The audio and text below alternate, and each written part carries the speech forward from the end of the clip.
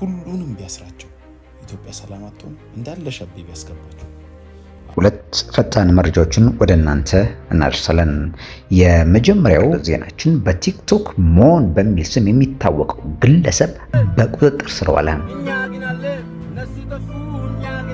በተለይ ስለ አያያዙና የተያዘበት መንገድና ከዚህ በኋላ የሚጠብቀውን ጉዳይ በሚመለከት ፌዴራል ፖሊስ ያወጣውን ጭምር መረጃ እጅግ በጣም ከባድ ይሆንበታል ተብሏል። ይህንን መረጃ ወደ እናንተ ይዘን መተናል። የሞን አድናቂዎች አዝነው ሲናገሩ የተመለከትናቸው ነው። በሌላ በኩል ደግሞ ሞን መታሰር አለበት። መታሰር ብቻም ሳይሆን ከዚህ በፊት እነ አዶንን ታስረው እንደተለቀቁት ብቻ ሳይሆን አመታት እንዲፈረድበት ጭምር በሚል በቪዲዮ ጭምር እየወጡ በርካቶች የተናገሩ ነው። ጉዳዩን በቀጥታ ከፌዴራል ፖሊስ ደረሰን እናቀርባለን። በሁለተኛ ደረጃነት ስለ ማስተር አብነት እጅግ በጣም የሚያስደስት መረጃ እጃችን ገብቷል። ካልተሰሙ ከበርካታ መረጃዎች ጋር ወደ እናንተ እናደርሳለን። ሁለቱንም መረጃዎች ተከታተሉን። አሚዲያ ላይ ናቸው። ላይክ፣ ሰብስክራይብ ብቻም ሳይሆን ሼር በማድረግ ለብዙዎች አድርሱ።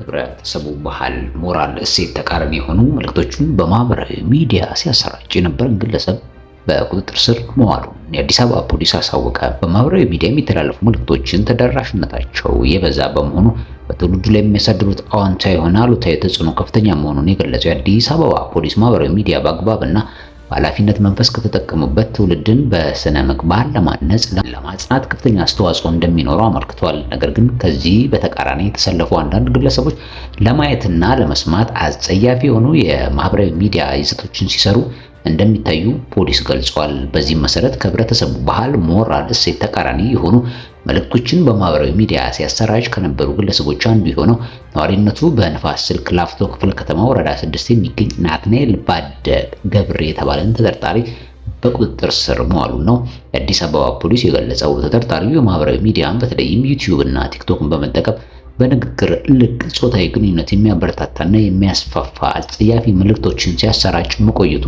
ተጠቁሟል። ተጠርጣሪው በተለምዶ ንግግር ሊገለጹ የማይችሉ አጸያፊ ቃላትን በመጠቀም በትውልዱ ላይ አሉታዊ ተጽዕኖ ሲያሳድር እንደነበረና መሰል ይዘቶችን በተደጋጋሚ በመስራት በማህበራዊ ሚዲያ በመጠቀም ሲያሰራጭ እንደነበረ ፖሊስ አብራርቷል። ፖሊስ በቁጥጥር ስር በመዋሉ ናትናኤል ባደ ወይም በማህበራዊ ሚዲያን አንቂ ወይም ይዘት ፈጣሪ ነኝ በሚል ግለሰብ ላይ ምርመራ መጀመሩ ጠቅሷል። በአንድ ኃላፊነት በማይሰማቸው ግለሰቦች በተለያዩ ማህበራዊ ሚዲያዎች ላይ ከህብረተሰቡ ሞራል፣ ባህል፣ እሴት ባፈነገጠ አሉታዊ መረጃዎች የተሰራጩ መሆኑን ያስታወቀው ፖሊስ ይህም በማህበራዊ በተለይም ታዳጊ በሆኑ ህጻናት ስነ ልቦና፣ ሞራል ከፍተኛ ጉዳት እያደረሱ መሆኑ ገልጿል። አዲስ አበባ ፖሊስ አክሎም በቀጣይ በተመሳሳይ ድርጊት ውስጥ በሚገቡ ግለሰቦች ላይ ተገቢውን ህጋዊ እርምጃ እንደሚወስድ አሳስቧል።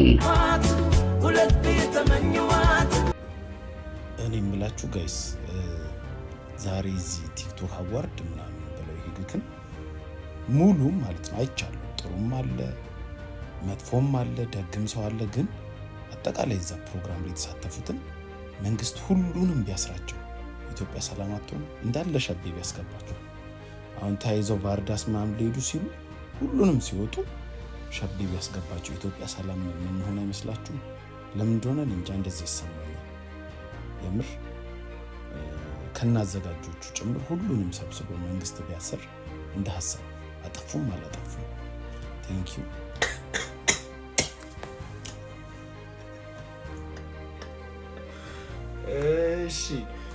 እሺ ከዚህ በላይ ብስቅ ደስ ይለኝ ነበረ፣ ግን ጉንፋን ስላመመኝ ወደ መልእክት ልሂድ። በጣም አሞኛልና ምን ለማስተላለፍ መሰላችሁ የመጣሁት በጣም ብዙ ሰው የሰው መውደቅ፣ የሰው መቸገር፣ የሰው ማጣት፣ ሰው የገነባው ነገር ሲፈርስ ማየት ያስደስተዋል በጣም ብዙ ሰው። እርግጥ አንዳንዶች አላችሁ በሰው ሐዘን የምታዝኑና እግዚአብሔር ያንን ልብ ይጨምርላችሁ ያቆይላችሁ፣ በጣም ውስጣችሁ ሰላም እንዳለ ተስፋ አደርጋለሁ። ግን በሰው ሐዘን የምትደሰቱ ሰዎች፣ በሰው ማጣት፣ በሰው መቸገር፣ በሰው መዛል፣ መታሰር የምትደሰቱ ሰዎች እሱ ነው ጭንቀት የሚፈጥርባችሁ። በእውነት በህይወታችሁ ደስተኛ የሆናችሁ አይመስለኝም። እሱ ነገር ወደ ኋላ ያስቀራችኋል። ለምን ያ ሰውዬ ያጣው ነገር እናንተ ጋር መጥቶ ህይወታችሁ ውስጥ እንጃ አይሞላላችሁ። ተወዳጁ በጎ አድራጊው ማስተር አብነት በአሁኑ ወቅት በሲልክ ሮድ አጠቃላይ ሆስፒታል እንግዲህ የህክምና ክትትሉን በጥሩ ሁኔታ እያከናወነ እንደሚገኝና በአሁኑ ሰዓት በጥሩ ሁኔታ የጤንነት ሁኔታ ላይ እንደሚገኝ ለወዳጅ ዘመዶቹና ለአድናቂዎቹ የምስራች እናበስራለን። ይህ በሆነበት በዚህ ወቅት ከፈጣሪ ቀጥሎ ለወንድማችን ፈጣን ማገገም ትልቅ አስተዋጽኦ ያበረከቱ አካላትን ቤተሰብ በታላቅ አክብሮት ያመሰግናል። ልዩ የምስጋና የሚመለከታቸው አካላት፣ አንደኛ የሲልክ ሮድ አጠቃላይ ሆስፒታል ላሳያችሁት ልዩ ትኩረት፣ ጥራት ያለው የሕክምና አገልግሎት በድጋሚ ታላቅ ምስጋና ይድረሳችሁ። ሁለተኛ ለሕክምና ለባለሙያዎች ጭምር፣ ለሆስፒታሉ ለምትሰሩ ዶክተሮች፣ ነርሶችና መላው ሰራተኞች እንደዚሁ ምስጋና ቀርቧል። ሶስተኛ ለመንግስት ከፍተኛ ኃላፊዎች በስልክ በመደወል ሁኔታውን በመከታተል ላሳያችሁት አጋርነት። አራተኛ ለሃይማኖት አባቶች፣ ለሚዲያ ባለሙያዎች ስለ ማስተራብነት ድምፅ ለሆናችሁና በጸሎት እንግዲህ ላሰባችሁት ሁሉ። አምስተኛ ለቤተሰብና ለቅርብ ጓደኞቹ በተለይም ሁሌም ካጠገባችን ሆነ ለምትደግፈን ወንድማችን ቢኒዬ ቤንጃሚን ኢትዮ ልባዊ ምስጋና ይድረስ ተብልሃል። ስድስተኛ በጸሎታችሁ ላሰባችሁ በሙሉ ፈጣሪ መልካሙን ያስብላችሁ። ማስተራብነት አሁንም በከፍተኛ ጥንቃቄ ሕክምናውን እየተከታተለ ይገኛል። ውድ የሀገራችን ህዝቦች፣ የአሚዲያ አድማጭ ተመልካቾች እንግዲህ የምስጋና የደስታ ዜና ብለን ወደ እናንተ ስናቀርብ በሶሻል ሚዲያ የተለቀቀው እንዲሁም በሱ ገጽ ጭምር የተለቀቀ ነው። ይሄ የምስጋና ሁኔታ በተለይ ከ2 ወር በኋላ ደቡብ አፍሪካ ይሄዳል ተብሎ ጊዜውን እየጠበቀ ነበረ። አብነት ማስተራብነት ማለት ነው። እንግዲህ አሁን በተለያዩ እነዚህ አካላት በተለይ በፊት አውራሪነት ገፋፍተው እዚሁ ሕክምና እንዲያገኝ ቀድሞ ነገሮች እንዲስተካከል በጣም ያለሰለሰ ጥረት አድርገዋልና በጣም ሊመሰገኑ ይገባል። አሁን እንግዲህ ከተጠበቀው እሱም ከጠበቀው በላይ በጣም ጥሩ ሁኔታ ላይ ስለሚገኝ ቀድሞ ይሄ ምስጋና ተሰጥቷል። እንግዲህ በፍጥነት ወደ ሕክምና እንዲሄድ እንዲያገግም፣ አሁንም ያለበት ደረጃ እንዲደርስ ትልቁን አስተዋጽኦ እነዚህ አካላት አድርገዋል።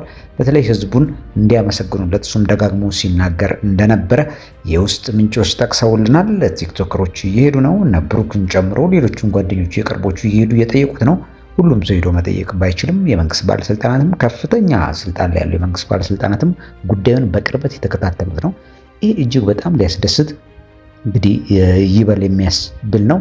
እንግዲህ ውድ አድማጭ ተመልካቾቻችን እዛው በተኛበት ሆኖ ስለ ሕጻጽ በትግራይ ስለተከሰተው ረሃብ ጭምር ሲያሳስበው እንደነበረ ብዙዎች ይሄንን ጉዳይ ይዘውት ባይወጡም እኛ ከደረሱን ካጣራናቸው መረጃዎች አንፃር ወደ እናንተ ይሄንን ጉዳይ እናደርሳለን። እንግዲህ ውድ አድማጭ ተመልካቾቻችን ነገ ደግሞ በኢንተርቪው መልክ በዚህ ጉዳይ ላይ የሰበሰብናቸውን ትክክለኛ መረጃዎች ጭምር ወደ እናንተ ይዘን እንመጣለን። እስከዛው ድረስ ይሄኛው ፕሮግራማችን እሱን የሚመለከተው ይሄንን ይመስላል። አብራችሁን ስለነበራችሁ እጅጉን አድርገን እናመሰግናለን። ሁለቱንም መረጃዎች ከአሚዲያ ወደ እናንተ አድርሰናል። አብራችሁን ላላችሁ ሁሉ ላይክ፣ ሰብስክራይብ ብቻም ሳይሆን ሼር በማድረግ ለብዙዎች አድርሱ እንላለን። ኢትዮጵያ ሀገራችን ታላቅነቷን ትኖር። ሰላም ለሀገራችን፣ ሰላም ለምድራችን። ክቡራትና ክቡራን ጤና ይስጥልኝ።